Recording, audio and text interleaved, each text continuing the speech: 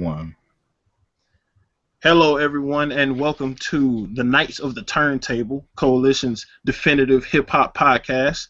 I am your host, Charles Singletary, aka Profex, and with me I have Gary Swaby. Go ahead and introduce yourself, man. Hey, what's up? Good to be on the show. I love hip hop, so it's great that we're bringing it back to the coalition, and we've even got a podcast show dedicated to it. I got to give much respect to Charles for he's the one who really put this in motion. So yeah, what's up? Good to be here. We appreciate that, man, and I appreciate the coalition for giving me the chance to head this up. It's a big opportunity. And also along with us is Joe Hova. Introduce yourself. What's up, Joe Hova? I run independent hip hop blogs called JoeHovasMF.com, Joe Hova's Mindframe, and then I also write for The Redefined and co-owner of Dope Boys brand with my artist Dada. Word up, word up.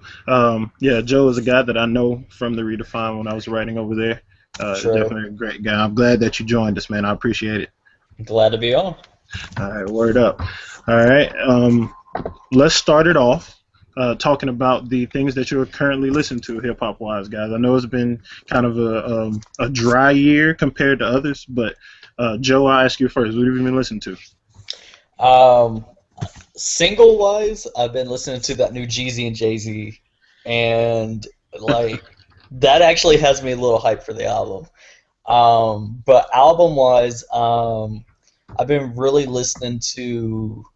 Like I'll go back and forth. Like I'll listen to a little bit of Future's Honest because that was like one of my most anticipated when the year started. So I listen to that every now and then. I listen to Schoolboy Q's album a little bit every now and then from actually what I think is like one of the best albums I've heard all year is from an independent artist. His name's Pope Adrian Bless. It's called Neighborhood Lights, and I gave it like a 5 out of 5 rating on my site. And it had everything for me. Like I didn't expect it to be that good, pretty much. Hey, that's dope. I've heard of the artist, but I didn't know that he dropped a new project. Wasn't he just going by Adrian Bless before? Like he's been in the game for a minute, right? He's been dropping stuff I've known about him for the last couple of years. I don't think he's dropped music anything before 2011 though. Okay, gotcha. I know the name has come across my tabs I've had up here forever, but I'm gonna have to check that out. Gary, how about you, man? What have you been listening to? I'm probably like what you would consider an old head when it comes to hip hop, like, cause I've mainly just been listening to a lot of like old stuff from the '90s and early 2000s and stuff. Cause I'm not really thrilled about a lot of the new stuff that's out at the moment, but I do want to check out that Schoolboy Q, the new Cameron, and a lot of other things that I kind of missed out on. Besides that, I also listened to Animal Ambition by 50 Cent and House Rules, Slaughterhouse, and all of the little G Unit singles that came out after. Because as you'll find out, I'm a big 50 Cent fan. So yeah, I listen to that stuff. Yeah, like the G Unit kind of getting back together was really exciting. I listened to Animal Ambition. It was cool. I didn't listen to it. I need to listen to it some more. But how did you feel about G Unit and the tracks that they're doing now, and the fact that Game won't be involved with them? I mean, besides the documentary and the documentary 2, I never really was a big fan of Game anyway.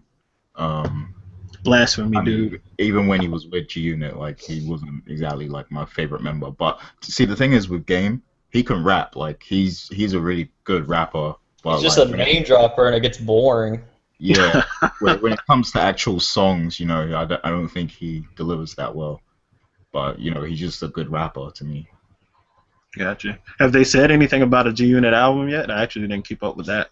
Yeah, that's it's currently scheduled for November, but knowing G Unit and 50 Cent, it'll probably get pushed back or something. So yeah, we'll see. They're supposed to be working on a mixtape, so I'm looking forward to that. Okay, yeah, that'll probably drop out of thin air, but definitely give that a listen. But I'll tell you what I've been listening to. Of course, House Rules, which is easily one of the better projects I've heard this year, like from beginning to end. Mac Miller dropped his mixtape Faces, which I just recently listened to. I had it on my tablet forever, but I just listened to it, and it's really impressive. I don't know if either of you are Mac Miller fans. I know Joe, you're like his stunt double, right? I'm his doppelganger. Word. Yeah. Have you listened to Faces, or have you listened to anything from him, like his I recent don't project? I don't listen to Mac Miller because I don't really care for white hip hop artists. And it's the irony because I'm a white person too. But I just they do nothing. It does nothing for me. Like Mac I got Miller's music does nothing for me. Man, that's disappointing. Like I'll be honest, I didn't enjoy any of his music when he first started. Kind of when he got his buzz, I thought he was really annoying. But the album he dropped last year and Macadelic and this mixtape Faces have been really impressive, and I feel like he's come a long way as an artist. But other than that, I've been listening to Russ, who's out of Atlanta, his Silence project. Mickey Fax dropped something new. I can't remember the name of it, and it's pretty good. And the Green Seed, which is a group from Alabama that I'm really sad I only just learned about, even though I'm from here. They are dope, and their project is amazing. It's like old school boom bap. Gary, I'm gonna have to put you on that since you're old head, man.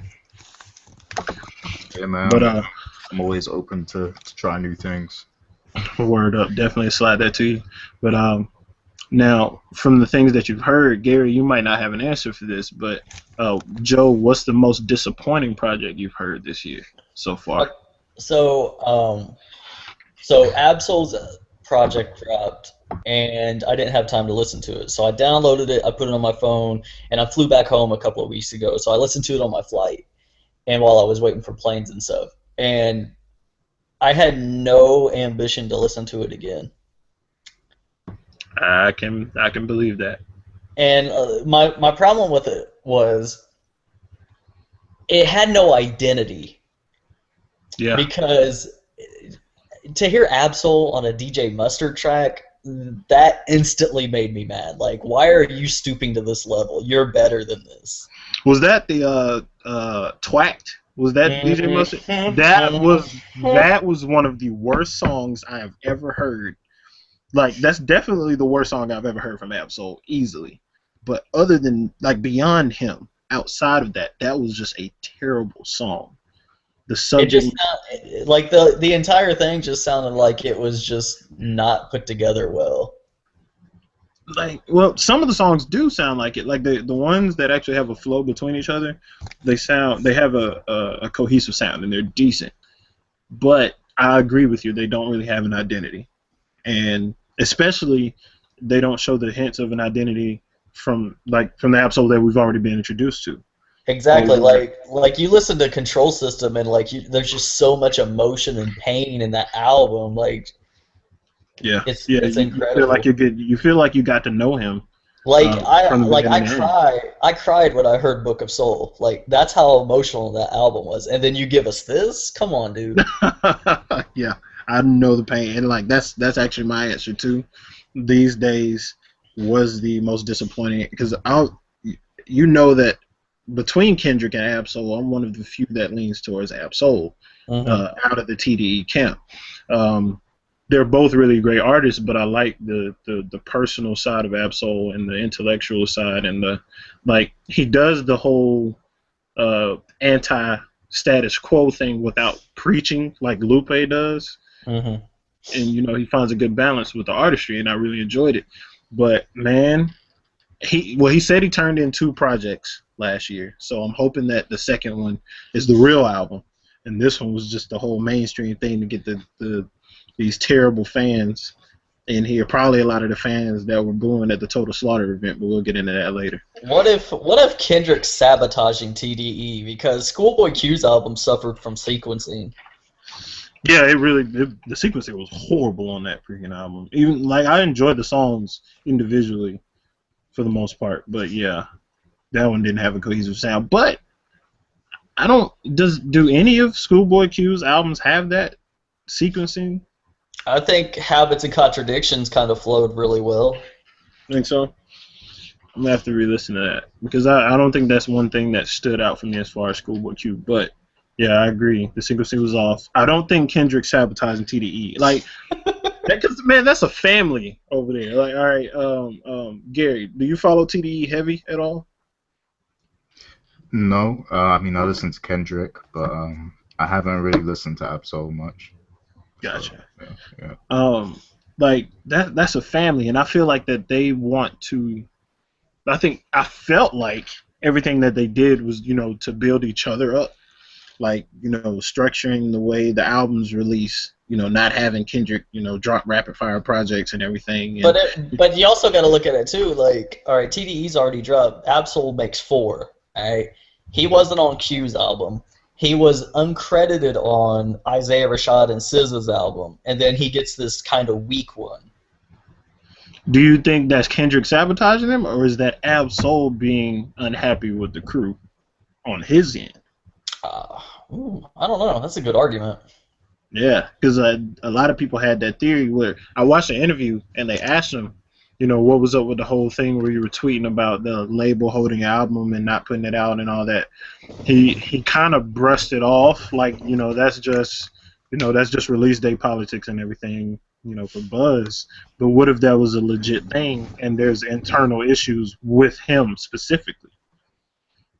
Because I've seen a lot of people tweeting about the fact, that he wasn't credited and wasn't on Schoolboy's album. Um, but I guess we really won't know unless Absol drops a book or something after he gets released from the label if that happens in the future. But let's hope that doesn't.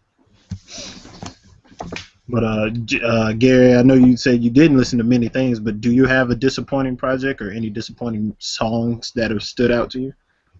Um, man, I can't think of anything off the top. I mean, I listened to that Buster joint with Eminem, and I wasn't that impressed. And considering those two names, I kind of thought that would be something a lot more special.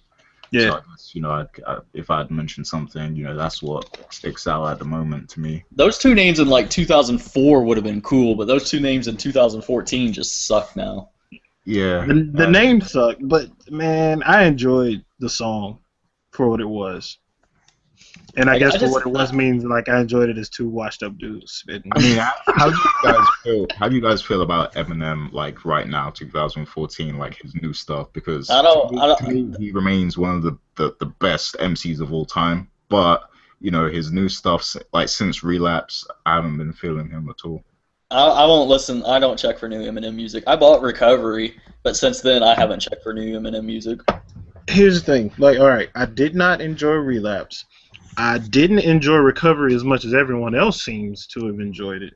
Yeah, I didn't like it at all. But Bad Meets Evil was dope. Yeah, I mean, even that, I mean, it was good. Like, it was better than, the other two albums. But, yeah, even that, I think the first Bad Meets Evil was way better Yeah, definitely, than definitely. they had back in the day. Yeah, I agree. Bad Meets Evil was a better return to old M and letting him just spit whatever he want. Yeah. Except for aside from the whole corporate M that you get in Recovery. But Marshall Mathers LP2, I liked a lot more than Relapse and Recovery. It was a lot more creative. It was very different, but I enjoyed it though overall. I'm still tight that he went with Marshall Mathers LP2. Like, I don't think he should have used that name. Like, because that album Because is one of the he's best. tarnishing a classic. Yeah, like Marshall Mathers LP is hands down. That's in my top 5 albums of all time. Yeah, mine too. That's my favorite one by Eminem, hands down. Yeah, same. Yeah, so I haven't stressed too much on the fact that he used Marshall Mathers LP2 as a name again, but yeah, I can understand why that could be really annoying. But aside from Eminem, how do you feel about Bus, Joe? I haven't wanted to listen to new Busta Rhymes songs since like 2008. His music just doesn't appeal to me anymore. It's just like he can rap, but it's like he's just one of those rappers who's just like saying nothing when he's rapping most of the It's time. just rapping the rap. That's all Yep. it is. I'm gonna go here and I'm gonna do this and I'm gonna do that and this is how I'm doing it. Yeah, see, the thing is, Busta is nice, but I'm not looking out for a solo Busta project. Like, I think he's better as like a features artist, like when he features on someone's song. And I've I always agree. thought that. I agree. He definitely is more of a complimentary artist. as opposed to being someone that you listen to solo. He's But like French Montana before French Montana. oh my goodness. But the thing is with Bus, man, like, all right, so he's not with Young Money, he's with Cash Money. Like, he's with one of those, right? Yeah. Yeah, I think so. Whatever that confusing model of business is over there, he's with one of the monies of a certain stance. But I thought that the music was going to be significantly different from what he normally does. But the first song that he released with Q-Tip and Kanye was good, in my opinion, and this one I think is good enough that I think that the album could be a good album. Yeah, I think if it's an album where it's got loads of different features on it, then it could turn out hot. But if it's just like if there's too much Busta, like I can't do it. Yeah, I haven't enjoyed Busta by himself since Big Bang Theory on a few songs on that. I mean, is it called Big Bang Theory or just the Big Bang? The Big Bang. Yeah, the Yeah, Big Big Bang. Bang. Like, he had a couple tracks on that by himself that were cool. Yeah, By that himself was is a cool album. yeah. But let's slide on to the next topic. I don't know if everyone is aware, but Google and independent artists have been going at it head to head. It turns out YouTube is going to be emulating a subscription service, much like a lot of companies are, Beats Audio, Spotify, and all that. And with that, there are contract renegotiations that are not very good for indie artists.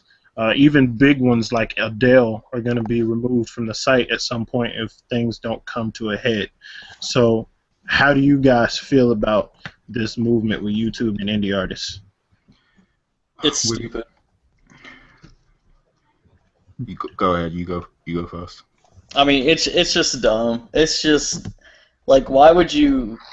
I mean, you're drawing hits, and they're earning money based off the ads that they put in front of these videos anyway that I have to watch for 5 seconds or 30 seconds or whatever. But I mean, they're already making money. They're just trying to make more money off of it. Google's Skynet at this point. So That's a good parallel to make there, definitely. How about you, Gary? Yeah, I mean, the thing is with YouTube, they're like YouTube was the most useful tool ever on the internet, but the side effect of that is they were given too much power. Like, obviously Google bought them and stuff, and then like, they had too much power, and like this is the complete side effect right here, where now it's beginning to like sabotage indie artists completely because people actually use YouTube as a music platform, believe it or not. I mean, it's supposed to be a service for all types of content and video and all that stuff, but a lot of people use it for music. Mr. Kennedy from the Coalition, I know he uses YouTube as his Spotify basically. Yeah. So, they have a lot of power there, and just to have people like Adele and people like this removed completely from the database is kind of crazy, to be honest with you. But I mean, it's good that we have other platforms like Spotify now. But YouTube was the thing, really. Yeah, I guess the subscription models are doing really well for them wanting to embrace it, and the forsaken artists like Adele that gets them so many ridiculous amounts of hits off of it. You got to think that there's some other stuff going on money wise that they're going to tap into that makes it where they can leave these indie artists in the dust, because on paper to us as fans it really makes no sense whatsoever. But do you think that someone else will pick this up and kind of spawn off from YouTube and create, or is there already a site like that that exists that caters to indie artists in the way that YouTube did? I think this is going to be big for Spotify and other streaming stuff. Mainly Spotify because they're like the big name when you think music streaming right now. I think this is something they can really capitalize off of and start to push like indie stuff. Because even me personally, like I can't stand mainstream stuff anymore. So like the indies is really where music is at right now, because that's where you're getting the creativity from. So all it takes is someone like Spotify to just push the indie section or whatever, and that will cause like a big uprising against YouTube. I think it will take a lot of that audience away from them. Um, Do you and think it's a small thing, but do you think that not having that visual aspect that YouTube has will hinder Spotify if they decide to embrace them? I don't think so because I mean, there's lots of room for innovation in Spotify. They're always adding new features. Who's to say we won't get videos there? And also, I know Yahoo are kind of building their own YouTube. They've been building it for a while now. They've been talking about they're trying to build a platform to oppose YouTube. So they're we have to see what they come with. And you also got other platforms like Dailymotion out there. Dailymotion is like the place to go to when you can't find something on YouTube. So, they Okay. might see a lot of traffic from that. Yeah. Vimeo. I think a lot of indie artists can go to Vimeo and upload their stuff too. So it Yeah. won't really. I mean, it might affect them a little bit, but they'll still be able to put their stuff out. Yeah, Yeah. And Vimeo is. also Go SoundCloud ahead. as well. That's another Hmm. one that can capitalize off this. Yeah, SoundCloud has definitely picked up big for indie artists. And Vimeo, there was a similar movement with indie filmmakers where YouTube was too hindering with how you upload and everything, and they went over to Vimeo because it was a lot more accommodating. So we may see something like that, happen with Dailymotion because like I'm new to Dailymotion, but the stuff that I've seen on there, it's definitely you don't have to fish through a lot of BS on that website like you do with YouTube. But how do you feel about the whole situation, Joe? Like, do you think that one of the sites we mentioned, like Spotify, is going to pick it up? Do you think that that is a good thing for it, or do you think YouTube will find a means to appease indie artists and labels? YouTube won't because they're more worried about the money. And like you said, they might have something bigger in the plan, so they don't. I mean, they don't care right now. So I think something like Spotify, I think that like this is their time to take advantage of this. Like they can, offer shelter to these independent artists for so you can still stream their music. And then at some point they can probably get like a video service and like, combine with like if Yahoo's creating this one that Gary mentioned, like, they could just combine forces and take off. Gotcha. And I don't. This is looking into the future, and I don't know if everyone listening listens to rap battle very much, but a lot of rap battlers have independent artist careers, and this in the long run could it possibly lead to rap battles leaving from YouTube too? Because they are a big staple. That's kind of where they live. All of the individual rap battle groups and teams, they all survive off of YouTube revenue. But if their independent artists, like their other ventures, get squashed by YouTube, it's possible that they could leave from there. How do you feel about that, Gary? Um, I don't think that battle rap as a whole is in danger of this because it's more centered around actual music.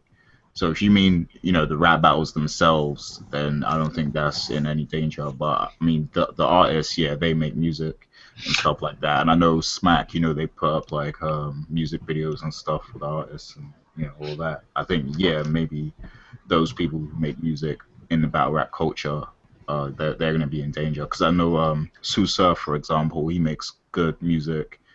Because there's a stigma that a lot of battle rappers don't make good music, but I think Sue Surf is one of those guys who makes good music. And I've seen he's got a lot of stuff on Spotify and iTunes and stuff. I'm not sure if he has music on YouTube, but yeah, I guess he would suffer. Somebody like that would suffer from this situation. Gotcha. But yeah, that's the point that I was making is like there are a few of them within rap battle that do those independent artist careers, Yeah. and it's not very often that they get signed to majors. Mhm. So I was thinking that maybe that kind of muddy situation there might lead to rap battle either developing their own site like YouTube or going to something like a Daily Motion or something to promote their stuff. Yeah, I mean, I think the beauty of the whole battle rap thing is they found ways to monetize the culture away from YouTube now, because you see a lot of them doing pay-per-view and all that stuff. So but yeah, I think the culture will survive, and even those indie artists, they can use the battle platforms to push their music too. So I think they'll be okay. And I mean, as far as making their own platform, I'm pretty sure something like that will pop up soon as well, like a World Star Hip Hop for battle rap. Gotcha. I'm pretty sure that's in the works somewhere I down the hope line. I hope they stay as far away from the World Star. World Star, World Star, stay World away Star. from that. But you mentioned pay-per-views, and speaking of, we just had Total Slaughter, which is an event headed up by Eminem and Slaughterhouse, kind of in preparation for their upcoming album. Uh, Wait. So Budden did this battle rap that was an Eminem and Slaughterhouse event yeah, Yeah. and yeah, got murdered. yeah, yeah, he did, and he Well, was the main event too. Yeah, the main event. So Total Slaughter happened. They had Road to Total Slaughter, which was a tournament style bracket for battle rappers, and then the top four out of that got matches at the Total Slaughter pay-per-view event. I know that Gary, you watched it, and Joe, you watched it through Twitter. yeah. I'll start with Gary. How did you feel about the event, as far as not the battles themselves just yet, but what it meant for the culture? Okay, yeah. This event, like the leading up to it, the way they promoted it and everything, this was promoted as the event that's gonna catapult battle rap to, industry mainstream level and all that stuff. And I mean, me personally, I've always been a purist of, battle rap culture, and I actually don't want to see it go mainstream. I want it to be controlled by the independent outlets you have now, like Smack, King of the Dot, Black Ice Cartel, and all these different battle leagues. I want it to stay independent because that's where you're gonna see the best content. Like when it goes mainstream, you're gonna end up with a watered down product, and that's exactly what we saw at Total Slaughter, in my opinion. The whole it was just an awkward event. The thing is with battle rap is I like to see people's entourages on stage. I like to see the rappers getting all close up and personal, violating each other's spaces, no homo, but that's what I like to see. I like to see them going at each other. Like I like that level of competition, that aggressive competition. But this event, it was like two guys on the stage, like, and it was an MTR stage at that. And that crowd wasn't a battle rap crowd, man. Like there was only No. like there was only a few people in there that really understood battle rap. I think like a lot of them were just there because it was an industry event. Shady Slaughterhouse. I don't Like think if they Elliot really Wil- if understood. Elliot Wilson's there, then it's an industry event for sure. Yeah. Yep, you're correct. And like I feel you on the whole indie running it, but honestly, before the event, I was excited for mainstream hip hop to have a piece of the battle rap community and be able to bring it up. But then after I watched the actual event, I want mainstream to stay as far away as possible Yeah. because it did nothing positive. I mean, everybody says, any PR is good PR, but it really did nothing positive or to shed a positive light on the rap battle community and their artists. It was ridiculous. Like T Rex and oh man, Daylight. I'll start with that. Mhm. Daylight's known for his antics, and I'm a big fan of the guy and a lot of things that he does. But him just dropping the third round to take his clothes off. I don't know if you saw this on Twitter, Joe, but just take his clothes off. He had a Spawn costume on, by the way, Spawn from the comic books. Take his clothes off, pull out, I guess, like a Mr. Hanky doll, and then start rolling across the floor. That was his third round. Yeah, he didn't even rap. He didn't rap at all. I saw that on Twitter, and Yeah, all I could think about was like this dude was dope, and like everybody was on his back, like when he had the Spawn costume, and then he got buck naked and just started rolling around like some weird YouTube video with R. Kelly or something, and yeah, it's like what are you doing? Like you're losing momentum. yeah. It was ridiculous, and he did really well in the first two rounds. But go ahead, Gary. What did you think of that? Yeah, I mean, with Daylight, he's a gift and a curse when it comes to battle rap. Because the thing is, he has bars. Like he's nice. Like he can really spit when he's trying. But he relies on antics to gain popularity and everything. And in a way that's kind of good because it grows the culture, like it gets people talking about rap battles more because the crazy stuff he does that actually gets people to watch the battles and stuff like that. So in a way it's a good thing, but at the same time, at an event like this where it's high stakes, it's the end of the tournament. We saw a 4 week build up to this tournament, and this was the final of that tournament. He was going up against T-Rex, who's arguably like the best battle rapper out right now. And I know they're both dot mob, they're both in the same crew and everything, but he should have gave it his all.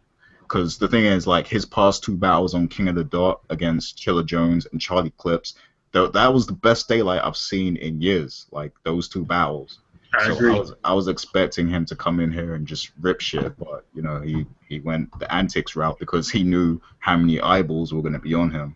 So he's kind of a attention whore in that sense. So I guess we should have expected an antic. But Well, I mean, the the I don't flip hold it side. against him. The flip side. All right, so he didn't spit any bars in the third round. Really, he started off like with a couple lines that seemed like they were gonna head into some bars. Do you think that it's possible that he choked, but masked it with some antics that he was gonna do at the end of the third round, or do you think that was his plan from the beginning? I don't think he choked. I think like because when Daylight knows that he's gonna have loads of eyeballs on him, he does crazy antics. Like at the UW event where it was Lux versus Hollow, he did the whole Matrix thing. But even in that battle, he had some nice lines. Yeah, But it was awesome. It was awesome. yeah, But when he did the Matrix part, the Matrix lines themselves were really good. yeah, yeah, and I Now, like the whole red pill, blue pill thing he did as well. yeah, I agree. And like now, one of the most ridiculous antics I've seen from him, I watched them do a Queen of the Ring promo event, and he battled this chick, destroyed her in the Yeah, first and second rounds, and then in the third, he decided to whip his dick out on stage. yeah, And yeah. like that was absolutely ridiculous, man. And like you got to wonder, like, to what point is it just all fun and games to just borderline disrespect? Yeah, So I mean, basically, what you guys are saying is Daylight is the J.R. Smith of battle rap. Well, I guess so. I guess you can say that.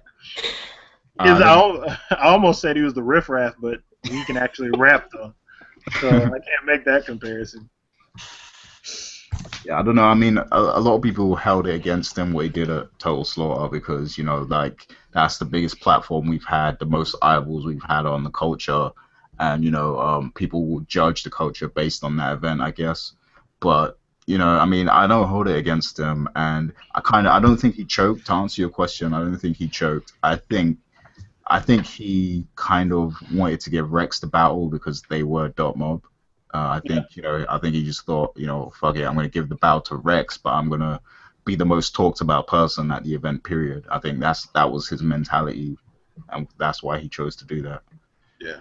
I think had the overall event gone better than it did after that point, his antics wouldn't be looked on as negatively, because then it just would have been entertainment. But at this point, everybody's looking at it like, dude, that battle, if Daylight would have finished that battle, it could have arguably been the best one of the night. Yeah, yeah, But, definitely. yeah, yeah. Especially with like as far as reactions went and everybody being consistent. Like I didn't get to watch all of the Big T and Arsenal battle, but like T Yeah, Rex and Daylight lyrically are just superior to both of them in my opinion. I think Arsenal had one of the best performances of the night. He was snapping, I think. Okay. But Matter of fact, we'll go right into that. Like, aside from the antics, as far as the winners and the battles themselves. So you saw the first battle in its entirety, yeah, and you um, think Arsenal destroyed them? yeah, clearly 3-0. Big T. The thing is, Big T is nice, but I don't think he suits the main stage. Like his best battles have been at like smaller venues, and a lot of his recent battles have been on big stages, and he Doesn't just do doesn't live well. up. Yeah, and the thing Yeah. is, like he takes a while to build up momentum with his lines. Like he doesn't punch punch punch like a lot of other rappers do. He takes a while to build up to the punch, and a lot of people don't have patience for that. So that kind of works against his favor. And Arsenal, Arsenal just he jabs the shit out of you the whole battle, and he's one of the most disrespectful rappers out there. Like he But really doesn't care. So he's really set up. He's built for the main stage like that. yeah, Arsenal Um, was built for the main stage. yeah, as much as I'm not a fan of some of the things that he does as a battle rapper, I knew that having him up there would gain him a large following. Yeah, he's Uh, actually the most viewed battle rapper. Period. Like he's yeah, number one. yeah, and it's I think he's number one, and Disaster's not too far behind him. Yeah, Disaster's number two. I think it would have been a better battle to have Disaster versus Arsenal up there. Yeah, well, it's a shame because Disaster can't even come to New York right now. So, Because of the Math Hoffa. yeah. Okay. Yeah. To clue people in, Math Hoffa is another battle rapper, and Disaster decided to clock him after a battle. Just punched him square in the jaw, and then he got jumped after the event. So yeah, Disaster not allowed in New York, and that's his own fault. I don't feel bad for Math Hoffa though, because he's took some shots at a couple people. So just desserts, man. Karma comes back around.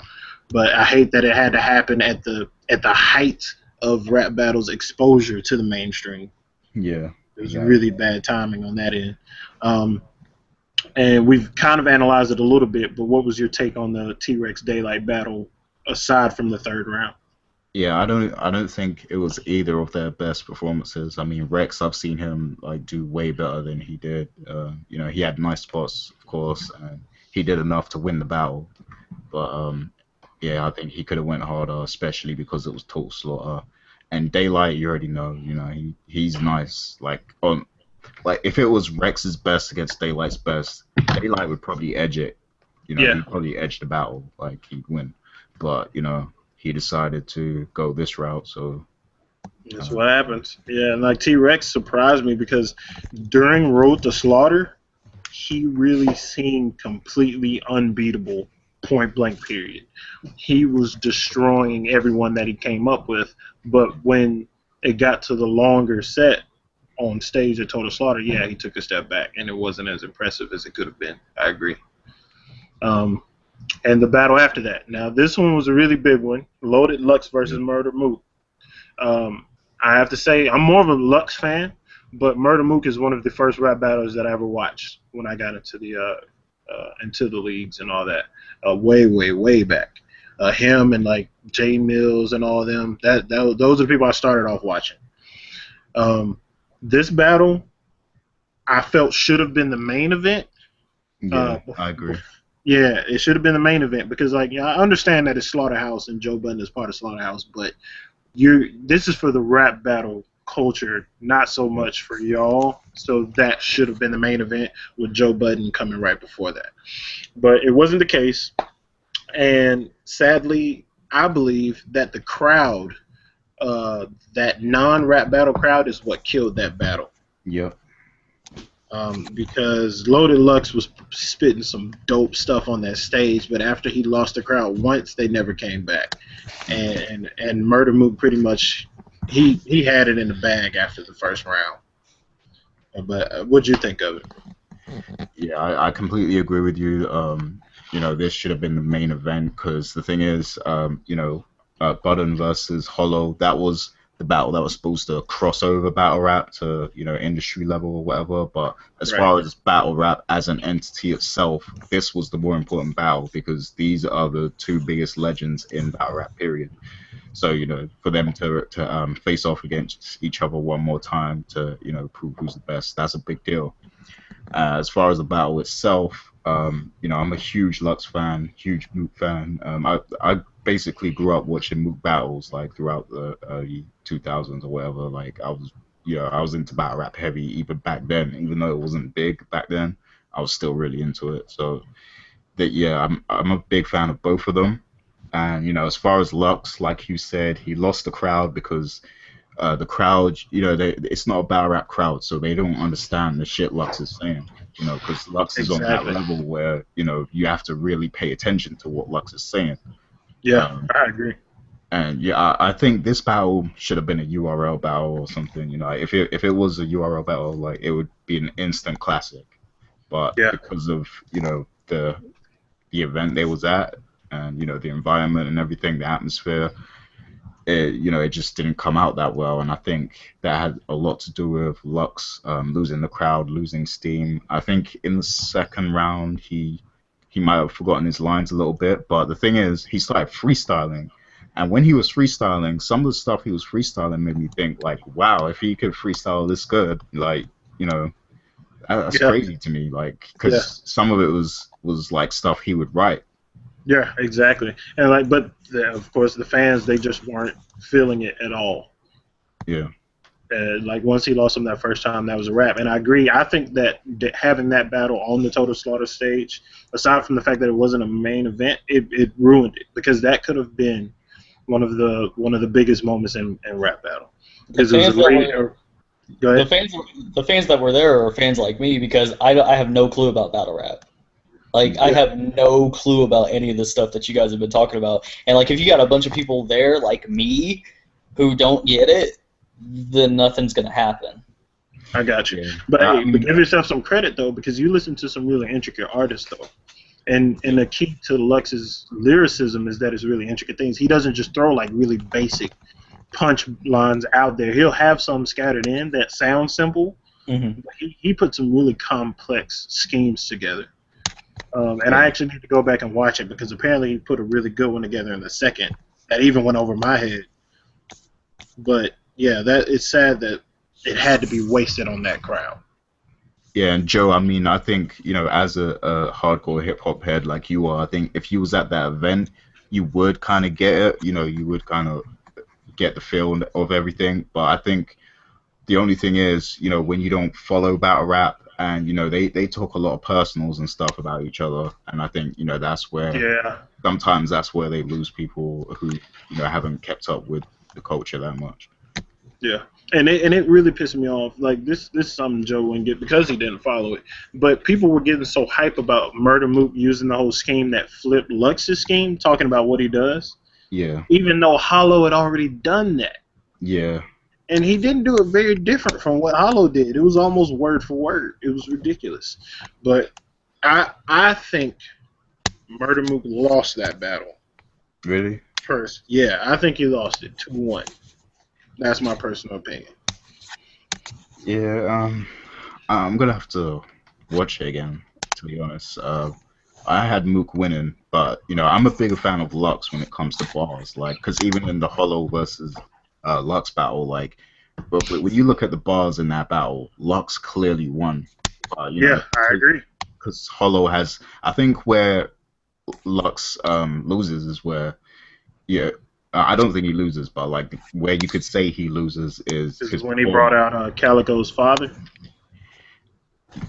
Yeah, that too. I mean, that's part of it. But I think it's his overall performance, like because he does it because a lot of these other battlers they perform. It's like they're performing with their bars, and Mook he had that whole scheme where like he brought out the do rag and everything. Like he like these battlers know how to get people excited with their antics and everything. But Lux, he just gives you straight bars, and people like me and you, we respect that. But I think when you're a crowd and everything, they want to see a bit more than that, I guess.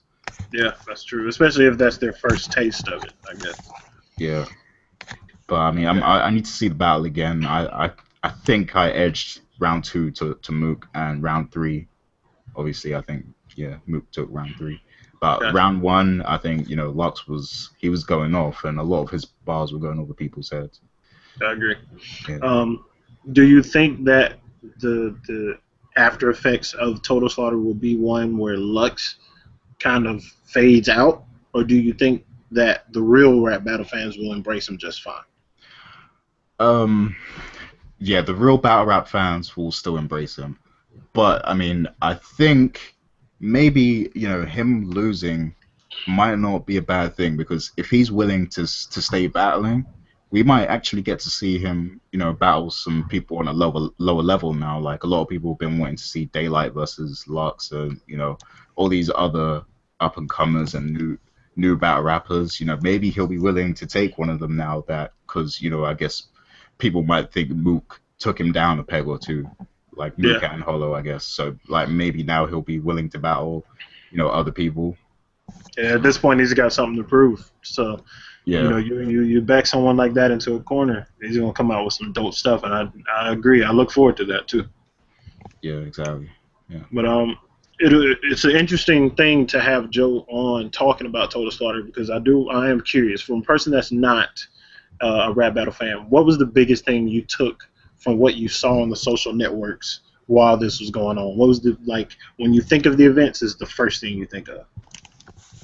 Um, there were the thing was, it didn't seem like it was one-sided. It seemed like it was I can't think of the word I'm trying to use, but it was just like it wasn't just like people going for one particular artist. They were just like it was like, okay, let me see what this guy says, and then let me see what this guy says, and then they made a decision on who got who. Like Yeah. that's what it seemed like on social media. And then everybody was talking about Budden and Hollow the Dawn because I mean, I don't. How did this Budden challenge even happen? Because I don't even recall Joe Budden ever battle rapping in my life. He claims that he did in the past. Um, Yeah. because I mean, for the most part, any of your top tier rappers battle rapped at some point. Now Yeah. it could have been high school at the lunch table, but they battle rapped somebody at some point, or did some kind of cipher or whatever. But um, I don't know how it started, honestly. Basically, Hollow challenged Budden, and Budden, he was basically like, step off, I'm not battling you, blah blah blah. But then I guess when they were filming Total Slaughter, they took a picture together, like face to face. Like Jerry kind of did it as a troll, like who you think would win, blah blah blah. Hmm. That the comments blew up so much, I guess, that he had to do it because I guess they saw money in it. They could use that as another battle to sell the event and stuff like that. So Yeah.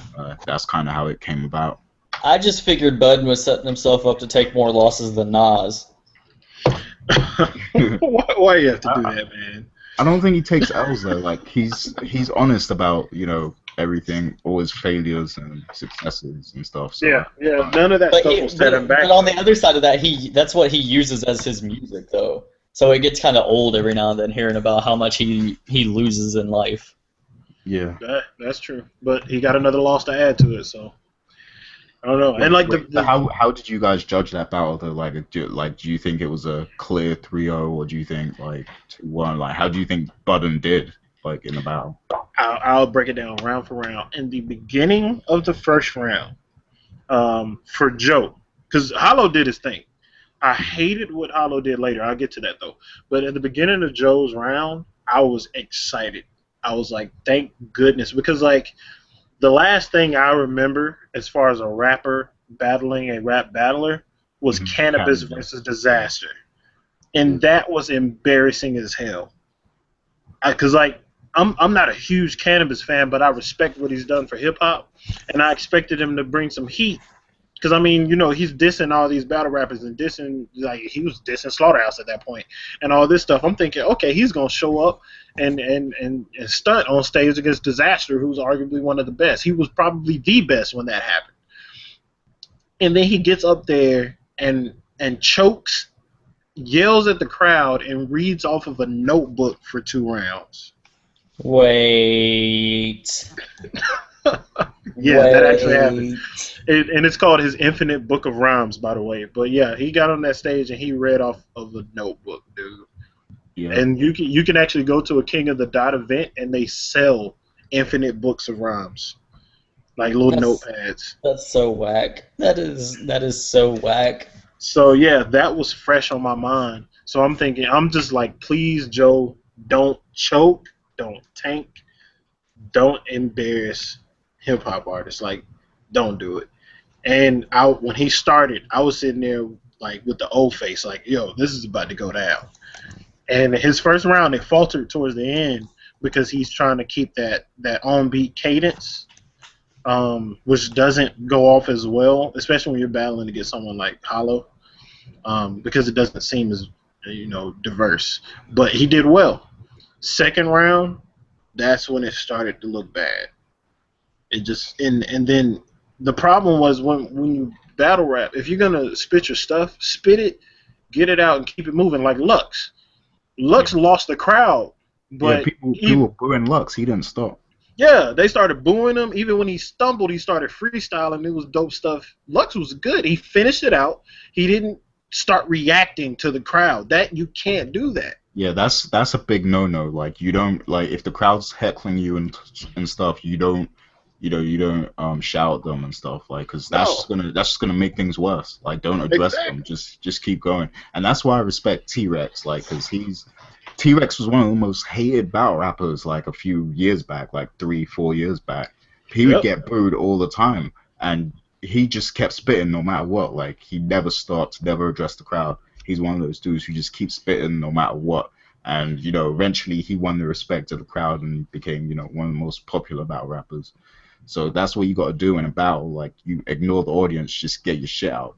Yep. Every single time. And like I remember Sirius Jones was battling someone. I can't remember what it was, but he screwed up his first round, I think. His first or second round, and he was getting booed like crazy. And Yeah, that was against Charlie Clips. It was yeah, and he came back and buried Charlie Clips. yeah.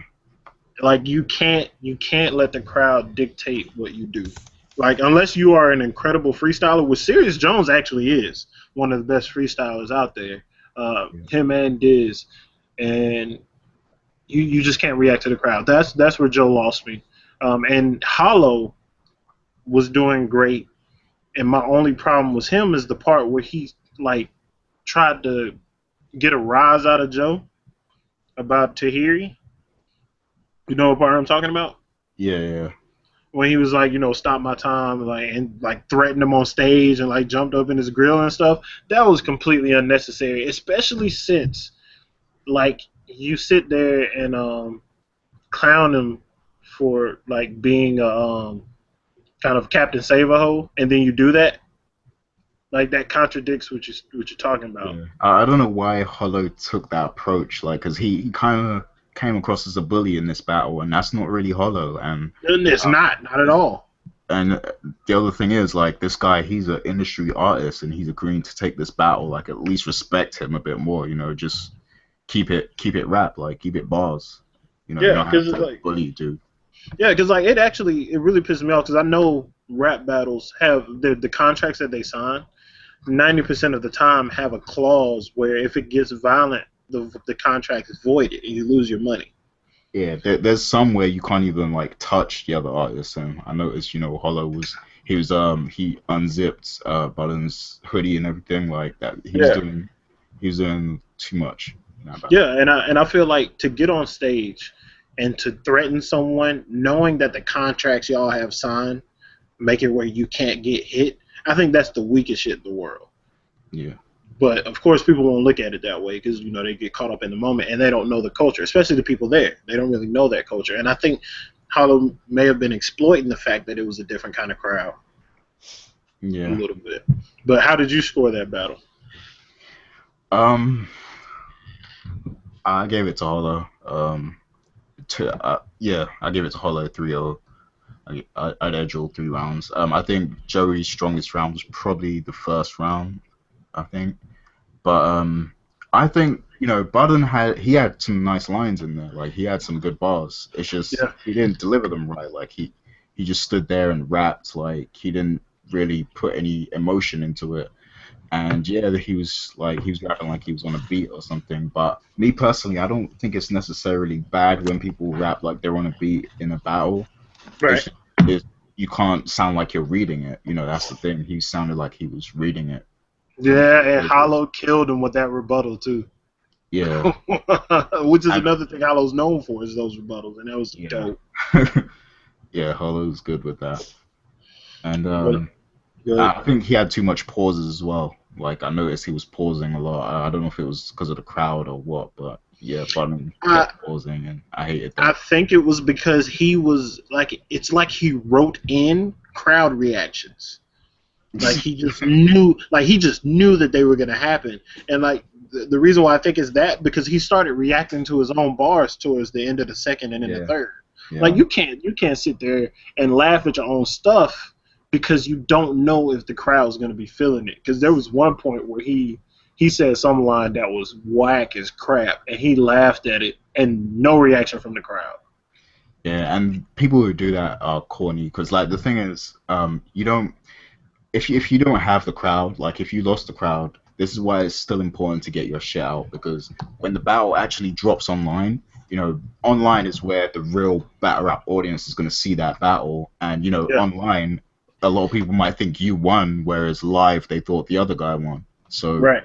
that's why Yeah, it's important to just rap your shit and just ignore the crowd, block them out. I mean, if they're going too crazy, obviously you got to pause because there's too much noise going on and stuff. But aside from that, just keep going. yeah, I agree. And this is something that I know Joe feels a little left out. I'm sorry, man. But this is something Joe did an article where he was talking about the rating systems from people Yeah. and how they rate albums and how they rate them too quickly, basically. And Mhm. I really enjoyed that. And it kind of with hip hop and with the battle rap scene, do you think it's better to have it where these battles aren't judged by some judge there that may not even be a real rap battle fan, like at Total Slaughter? You think it should be the fans that make the decision after the fact, and because it gives you more time to you watch it, you can ingest it, you can go back and you can look at it. Like you hear a scheme, and you don't even catch it to the end of the bar or whatever, and you can go back and listen to it. Yeah. Do you think it's better with having that time, like with rap battle and with albums, like you can take the time to go back and think on it? Yeah, definitely. With battle rap, I definitely feel like that power should be given to the fans because that's what I really love about this culture because I go to forums, I talk to a lot of battle rap fans on Twitter and everything, and what makes it really fun is that we go back and forth like debating on who won the battle and everything, and that's really what makes it what it is, and so I prefer it to be not judged, especially at an event like Total Slaughter. I think at that event, only the title match between Rex and Daylight should have been judged. I think the rest should I have just, agree. been left for us to decide because that would have made, the all the talk after the event would have been so much better if those battles weren't judged. But Yep. as far as music, yeah, I agree with that too. Like, I don't know if hip hop magazines are still popping or not, and I know there's a lot of album reviews on websites and stuff. I think people should review the album after listening to it for like a month or so, because if you're doing it like within a week of its release, like me personally, I find that I need time to fully digest music before, because there's been a lot of songs where I'm not feeling them when I first hear them, but then after I listen to them, five more times or something, it starts to be like my favorite song. So yeah, I think people really need time to think on stuff because the thing is, it's all creativity, and with creativity, it gets better over time. So with True that. stuff like that. So yeah, Care to chime in, Joe? About the rating system thing. Yeah. Um, Me being on the outside looking in, I don't know how I would feel about that because then it would take because if you're giving fans time and you're letting the fans vote on it, I mean, how long is that going to take Well, no, to no, let them? not even where it's they don't because like with the way it is now when they do promo battles, they Mhm. don't actually accumulate the rap fans votes. It's just that you have these really dope discussions after the fact. Like go to a YouTube battle, like look at one of the ones that has like over 1 million views and just look at the YouTube comments because Mhm. I mean you have to go through the usual BS, but it's people making the case for the artist there.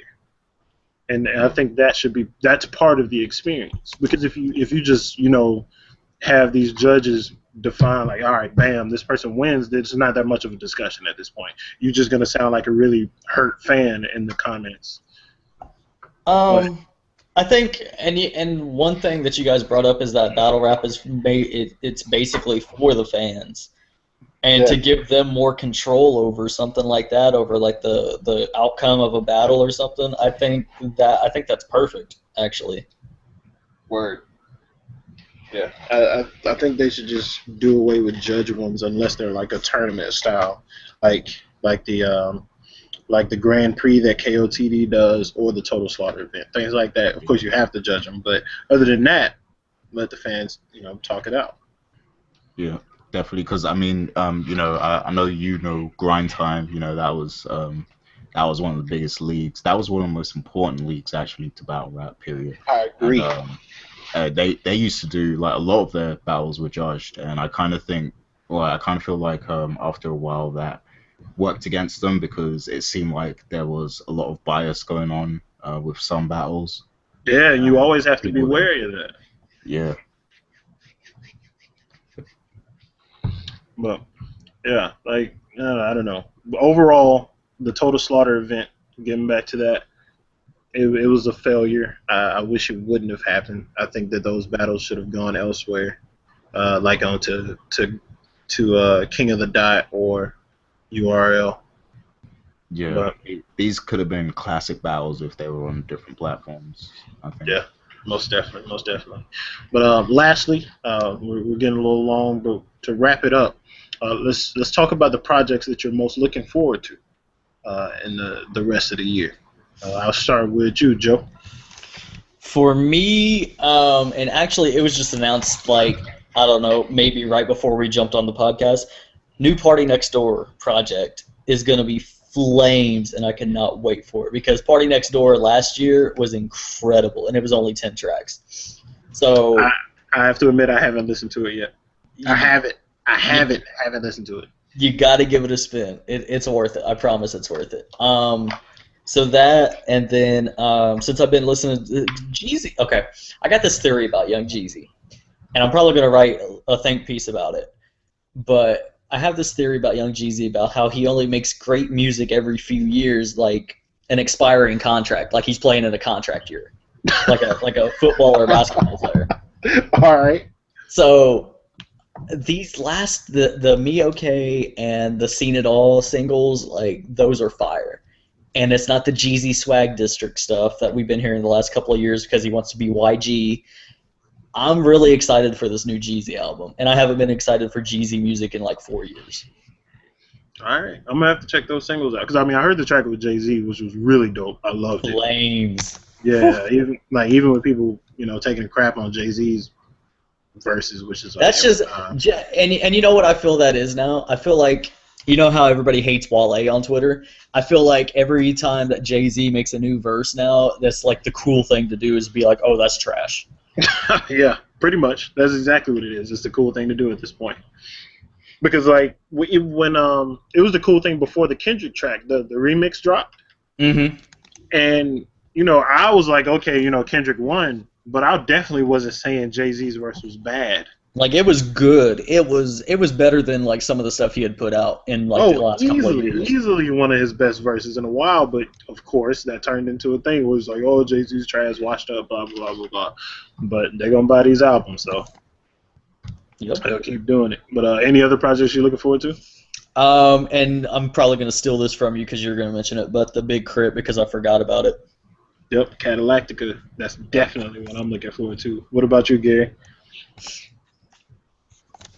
Yeah, a lot of my choices are going to be predictable, but Street King Immortal by 50 Cent is supposed to be coming out this year, so that's on my list. The G Unit project, of course, and also A Better Tomorrow by Wu-Tang Clan. It's supposed to be out this year, I think. I didn't know that was going to come out this year. Wait, is that the album they're trying to sell on vinyl for $1 million? What?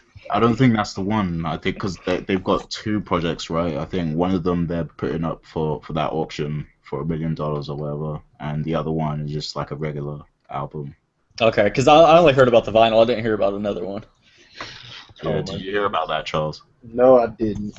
Yeah, RZA is trying to put out there's a Wu-Tang project that's already recorded, and I think he officially got it considered a piece of art or something, and he's trying to auction it to the highest bidder, supposedly over $1 million or something. And once somebody buys the album, they're free to do whatever they want with it. So if they want to leak it online, they can. If they just want to sit on it, then whatever. So that's ridiculous. That's almost as bad as Lupe trying to charge a freaking €1 billion for one song in one video. Like, did y'all know about that? I knew about that. Yeah, that nonsense, man. And you know what's sad? Like, all right, I'm about to list my albums that I'm looking forward to, and Joe's gonna clown me, but I'm looking forward to Tetsu on You. Oh my god. Are you serious? I'm Look, looking forward. I might give Lupe a chance again because he finally unlocked his Twitter account. I'm looking forward to because like that track with what is that guy's name? Like Ed Sheeran? no, the Ty Dolla $ign? yes, that one. Dolla $ign. I thought I was gonna hate that song. That is the weirdest combination in And isn't music. it though? I guess because he's blackballed by most of hip hop, he has to go that route at this point. Oh, that's true. Like, yeah, like he has to go that route, the unconventional route, and that combination worked. I don't know how that Well, worked. wait, didn't he? Because they put out 2 songs on Fake Shore, like in March, I think it was. But they have another song. Yeah, no. The other songs were terrible. The Yeah, ones those they other did songs were before. awful. No, the ones they did before they were like these aren't cuts from the album. They just did those for fun. Hmm. But the song that he dropped that's a single, it's called Next to It. Okay. That joint is fire. Matter of fact, hit me up as soon as you listen to it. Like I enjoyed that track. It's fire. But I'm looking. Dolla $ign's taken over, man. I don't listen to his stuff solo except for like one song, but No, I guess you gotta go back and listen to the Beach House, the very first Beach House mixtape. You gotta listen to it. It's awesome. All right, I'm gonna take your word for it. I'm gonna check it out. I promise. Tetsuo and Youth, which should come out probably September. So Catalactica, which doesn't have a release date, but I know it's coming out this year. I thought it was October. If they got one, they snuck one on me. I thought I saw something about October at some point. I'll check for that and it's crazy because he dropped a teaser for that in like February or March, and I almost lost it. Mm-hmm. It was so dope. I remember that we were talking about that the entire Texas drive during South by Southwest. Yeah, it was like watching the trailer over and over. All right, but I got 2 curveballs though. So I think that Jay Electronica's album is going to drop this year.